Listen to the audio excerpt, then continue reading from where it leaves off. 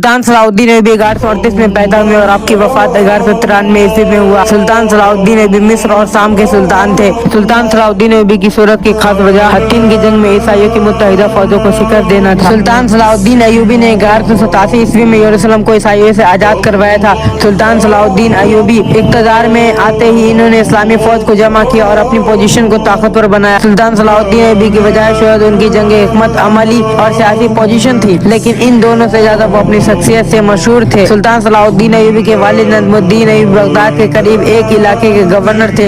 सुल्तान सलाउद्दीन ऐयूबी अपने जवानी में पोलो के बेहतरीन खिलाड़ी थे और घुड़सवारी में उनका कोई मिसाल नहीं मिलता। अपनी बेपनाह बहादुरी के बिना पर वो अपने चचा के साथ एक जंग मुहिम में चले गए, जहाँ उन्होंने बेपनाह बहादुरी की मिसाल कायम कर दी। इस जंग मुहिम में कामयाबी के बाद सुल्तान नूरुद्दीन जंगी ने 1169 ईस्वी में मिस्र का हाकिम बनाकर रवाना किया और बहुत जल्द सुल्तान नूरुद्दीन जंगी की जानिब से हज़रत सुल्तान सलाउद्दीन ऐयूबी मिस्र का गवर्नर बना दिए गए। उस वक्त के लोगों के मुताबिक सुल्तान सलाउद्दीन ऐयूबी दरमियाने कद, गोल चेहरे, काली आंखें और काली बालों वाले थे। सन 1174 ईस्वी में जब सुल्तान नूरुद्दीन जंगी को जहर देकर शहीद कर दिया गया तो उनकी वफात के बाद बहुत से हाकिम और उमरा मुख्तार हो गए और पूरी सल्तनत खाना जंगी का शिकार हो गया। यहाँ सुल्तान सलाउद्दीन ऐयूबी ने खुद को सुल्तान डिक्लेयर किया और इन्होंने बाकी सरदारों और अमीरों के बगावत को कुचल डाला। सुल्तान बनने के बाद सुल्तान सलाउद्दीन ऐयूबी ने मिस्र में अपनी हुकूमत को ताकतवर बनाया और इन्होंने 1174 ईस्वी में दमिश्क को फतह करके उसे अपनी सल्तनत में शामिल कर लिया। सुल्तान सलाउद्दीन ऐयूबी ने कायरा में कायम फातिमी खिलाफत का खात्मा किया, जो आए दिन सुल्तान के खिलाफ साजिशें किया करती थी। कुरना वास्ता के मुसलमान इन्हें मकामा मुद्दसा का मुहाफिज़ कहा करते थे। फिर सुल्तान सलाउद्दीन ऐयूबी ने तमाम उम्मती मुस्लिमा को एक झंडे तले मुत्तहिद किया और बाकी अमीरों को इत्तेहाद करके अपने ताबे कर लिया। शुरू में सुल्तान सलाउद्दीन ऐयूबी को बहुत सी मुश्किलात का सामना करना पड़ा, लेकिन सुल्तान सलाउद्दीन ऐयूबी हार मानने वाले में से नहीं थे, हरगिज न थे, क्योंकि वह सुल्तान थे। 1175 ईस्वी में सुल्तान सलाउद्दीन ऐयूबी ने हमास के करीब ईसाई फौज को शिकस्त दी। सुल्तान सलाउद्दीन ऐयूबी ने अपनी हुकूमत की सनद बगदाद के अब्बासी खलीफा से हासिल किया, जहाँ उन्हें यमन, मिस्र और शाम से सुल्तान की हैसियत से सनद अता किया गया, लेकिन हल्ब को अपनी सल्तनत में शामिल करने के बजाय उसे आजाद शहर तस्लीम किया गया, जो कि सुल्तान नूरुद्दीन जंगी के बेटे के हाथ में थी।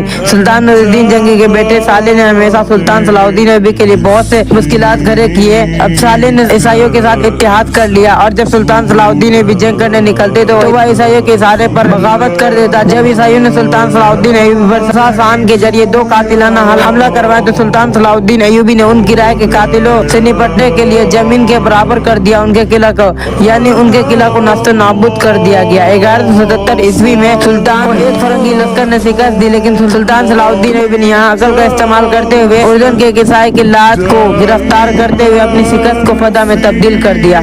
सुल्तान ने ईसाइयों के दिलों में खौफ डाल दिया था कि अब वो बैतुल मुक़द्दस को फतह कर ही के दम लेंगे, लेकिन ईसाई सुल्तान सलाउद्दीन ऐयूबी के फयाज और फराख दिली से भी मुतासिर थे। सुल्तान सलाउद्दीन ऐयूबी को आलमी इस्लाम का मुहाफिज समझते थे मुसलमान, खासकर सलेबी ईसाइयों के खिलाफ जंगों में सुल्तान सलाउद्दीन ऐयूबी बहादुरी पर तो अरब और गैर अरब पर जान निछावर करते थे। 1183 ईस्वी में सुल्तान सलाउद्दीन ऐयूबी ने हल्ब पर हमला करके उसे भी अपने सल्तनत में शामिल कर दिया। सुल्तान सलाउद्दीन ऐयूबी ने मिस्र में एक मजबूत फौज तैयार की जो ईसाइयों के हमले के लिए 24 घंटा तैयार रहती थी। 1185 के आसपास सुल्तान सलाउद्दीन ऐयूबी ने बैतुल मुक़द्दस यानी यरूशलेम के आसपास के शहरों पर भी अपना कंट्रोल हासिल कर लिया। उस दौरान यरूशलेम के तख्त पर खींचातानी हो रही थी। 1187 में फरंगी लश्कर ने सुल्तान सलाउद्दीन ऐयूबी के किला पर हमला कर दिया और इस किला का कमांडर सुल्तान सलाउद्दीन ऐयूबी का बेटा था। ईसाइयों के इस हमले की वजह से सुल्तान सलाउद्दीन ऐयूबी ने फौजों को जमा करना शुरू कर दिया। यह फौज जजीरा, हल्ब, शाम और मिस्र के जमा की गई थी। ईसाइयों ने भी अपने फौज को जमा कर लिया और उन्होंने हत्तीन की तरफ पेशकदमी की। जुलाई के शुरू में सुल्तान सलाउद्दीन ऐयूबी के इब्तिदा दस्तों में सलेबी दस्तों पर हमला करके उन्हें शिकस्त दी। 4 जुलाई को सुल्तान सलाउद्दीन ऐयूबी मरकज़ी लश्कर के साथ हत्तीन के मकाम पर जा पहुंचे। सुल्तान सलाउद्दीन ऐयूबी के साथ 60,000 का ताकतवर लश्कर था। इसकी कमान की आफलूजिया कर रहा था, जो उस वक्त का यरूशलेम का बादशाह था। उसके साथ 13,000 टाइटस और 38,000 का बाकी लश्कर था। सुल्तान ने यहाँ हाजिर दिमागी का सबूत देते हुए उन्होंने बेहतरीन जगह का इंतखाब किया और पानी पर कब्जा कर लिया। फिर सुल्तान सलाउद्दीन ऐयूबी फौज ने मैदान में लगे घास को भी आग लगा दिया, जिससे मैदान जंग ईसाइयों के लिए बद से बदतर हो गया। लेकिन अब बाकी लश्कर सुल्तान सलाउद्दीन ऐयूबी के रहमो करम पर था। यहाँ खूनरेज़ जंग हुई और सुल्तान सलाउद्दीन ऐयूबी फातेह करार पाए। इस जंग में तमाम ईसाई बादशाह और गवर्नर सुल्तान के कैदी बने। सुल्तान सलाउद्दीन ऐयूबी ने उनके साथ बहुत रहमो करम किया और उन सबको आजाद भी कर दिया।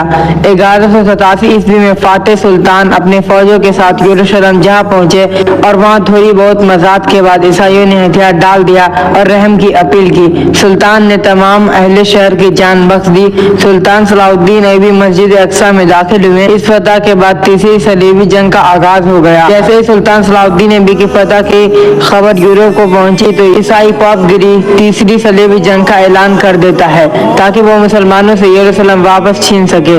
पॉप के इस ऐलान पर इंग्लैंड, जर्मनी और फ्रांस के बादशाह के साथ सुल्तान के खिलाफ यूरोप से रवाना होते हैं। मशरिक वस्ता पहुंचकर वह गी ऑफ लूजिया के साथ सुल्तान के एक शहर आगा का मुहास करते हैं और जुलाई 1191 को यह शहर ईसाई लोग फतह कर लेते हैं। अब उनका अगला निशाना बैतुल मुकद्दस होता है और इस दौरान उनके सुल्तान से बेशुमार जंग भी होती है। सितंबर 1191 में अरसू के मैदान में सुल्तान सलाउद्दीन अय्यूबी के ईसाइयों के साथ जंग भी हुई। सुल्तान सलाउद्दीन अय्यूबी को शिकस्त का सामना करना पड़ा, लेकिन उन सब के बावजूद सुल्तान एक शहर के ईसाइयों को कोई भी और शहर पर कब्जा न करने दिया और ईसाई बैतुल मुकद्दस के बिना फतह किए नाकाम वापस यूरोप चले गए। इसके बाद सुल्तान सलाउद्दीन अय्यूबी तकरीबन 2 साल जिंदा रहे और आखिरकार 4 मार्च 1193 को सुल्तान सलाउद्दीन अय्यूबी का इंतकाल हो गया। उस वक्त सुल्तान सलाउद्दीन अय्यूबी की उम्र 56 साल थी। सुल्तान ने अपने पीछे एक ताकतवर सल्तनत छोड़ के चले गए जो अय्यूबी सल्तनत कहलाती है। इस सल्तनत की बुनियाद 1174 में पड़ी थी और इसका खात्मा 1250 में ममलूदों के हाथ हुआ था।